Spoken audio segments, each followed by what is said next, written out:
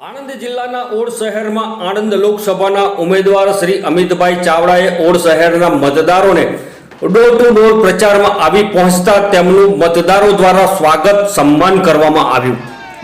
સમગ્ર પ્રચારમાં ખૂબ જ મોટી સંખ્યામાં તેમના ટેકેદારો તથા સમર્થકો હાજર રહી કોંગ્રેસ આણંદ લોકસભાના ઉમેદવાર અમિતભાઈ ચાવડાનો ઉત્સાહ વધાર્યો હતો।